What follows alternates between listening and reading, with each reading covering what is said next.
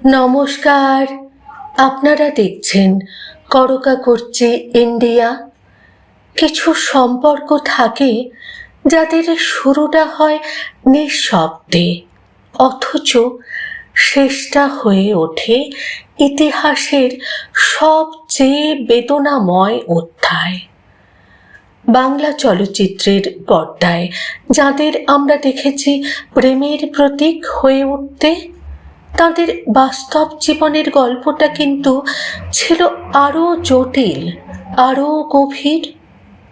তর্ক, অভিমান, বিচ্ছেদ সব কিছুর মাঝেও এক অদ্ভুত টান ছিল দুজন মানুষের মধ্যে।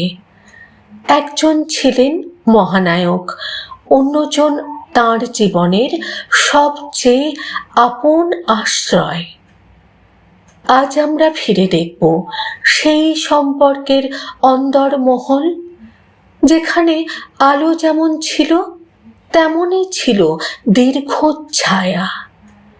এ এক প্রেমের গল্প যেখানে ভালোবাসা কখনো হার মানেনি, কিন্তু সময় শেষ কথা বলে দিয়েছে। 17 বছরের সম্পর্ক, তর্ক, দ্বন্দ্ব, বিরহ সবই স্তরে স্তরে জমেছিল। কিন্তু সুপ্রিয়া কখনো ভাবেননি এই জীবনেরও হঠাৎ একদিন শেষ হতে পারে। প্রতিদিন সন্ধ্যায় বসার ঘরে হারমোনিয়াম খুলে যে মানুষটি গান ধরতেন, আজ তাঁর কণ্ঠের একটি টেপও ঘরে নেই।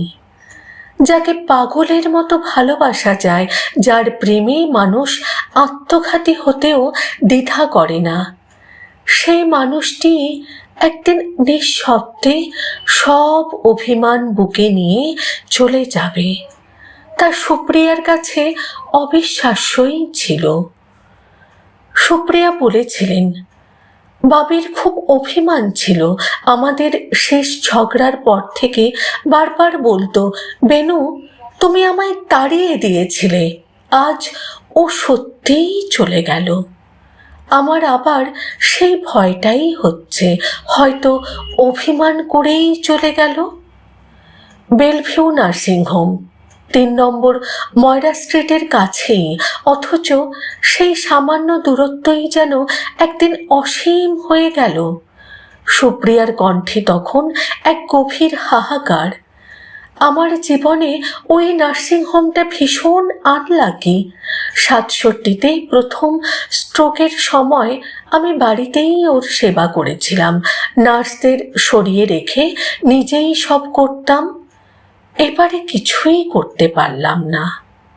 হাজারো অভিমান, হাজারো ঝগড়া, তবু বাবি তাকে ছেড়ে কখনো কোথাও যাননি। সুপ্রিয়া বলেছিলেন, যতবার ছাড়াছাড়ি হয়েছে আমি বাড়ি ছেড়ে চলে গেছি, বাবি গ্যাঁট হয়ে বসে থাকতো বাড়িতে। উত্তম কুমারের ঈর্ষাও ছিল প্রবল। তিনি সুপ্রিয়াকে অন্য কারো সঙ্গে নাচতেও দিতেন না, তবে সুপ্রিয়াও স্বীকার করেছেন তার নিজের মধ্যেও ঈর্ষা ছিল। তবু শেষ পর্যন্ত তিনি হার মেনে ফিরে আসতেন, ক্ষমা চাইতেন, হাত ধরে ফিরিয়ে আনতেন প্রিয় মানুষটিকে। একবার উত্তম 1 মাস বন্ধুর বাড়িতে ছিলেন। সেই 1 মাসে সুপ্রিয়ার ওজন কমে গিয়েছিল 8 কেজি। শেষ পর্যন্ত তিনিই গিয়ে বলেছিলেন, বাবি বাড়ি চলো, ও তো তোমারই বাড়ি, তোমারই সব। সুপ্রিয়ার সঙ্গে উত্তমের প্রথম দেখা, সেটা 1945 সাল। সুপ্রিয়ার বয়স তখন মাত্র 11। উত্তম তখনও নায়ক নন, সিনেমায় নামেননি। ছাদে উঠে গান গাইতেন তিনি। এক কিশোরীর মনে তখন শুধু একটুখানি কৌতূহল। সুন্দর গলা, সুন্দর চেহারা, কিন্তু তখনও সেটা প্রেম নয়, শুধু নিঃশব্দ আকর্ষণ। শেষ পর্যন্ত মানুষ চলে যায়, কিন্তু থেকে যায় তার বলা কথা, তার অভিমান, তার স্পর্শে ভেজা স্মৃতি। যে মানুষটির জন্য একদিন জীবন তুচ্ছ মনে হয়েছিল, তার অনুপস্থিতি পরে হয়ে ওঠে জীবনের সবচেয়ে বড় শূন্যতা।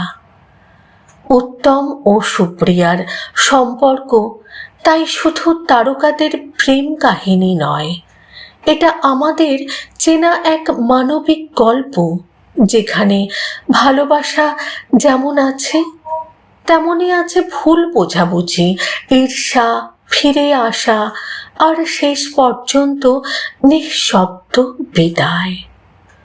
হয়তো এটাই সত্য, মহানায়করা পর্দা থেকে বিদায় নেন, কিন্তু তাদের অসমাপ্ত ভালোবাসার গল্প আমাদের মনে চিরকাল অভিনীত হতে থাকে। করকা কুর্চি ইন্ডিয়া এই শুধু একটি চ্যানেলের নাম নয়, এ এক মঞ্চ যেখানে গল্পেরা পায় নতুন প্রাণ, ইতিহাস খুঁজে পায় তার হারানো উচ্চারণ, যেখানে শেকড়ের টান আছে, ঐতিহ্যের আবেশ আছে।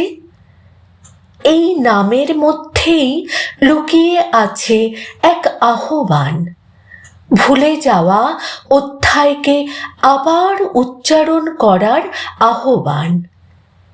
এখানে মহানায়কের অজানা কাহিনী আছে, এখানে আছে সুরকারের নীরব সাধনা, এখানে আছে বাঙালির সিনেমা, সাহিত্য, সংস্কৃতির অমলিন আলো।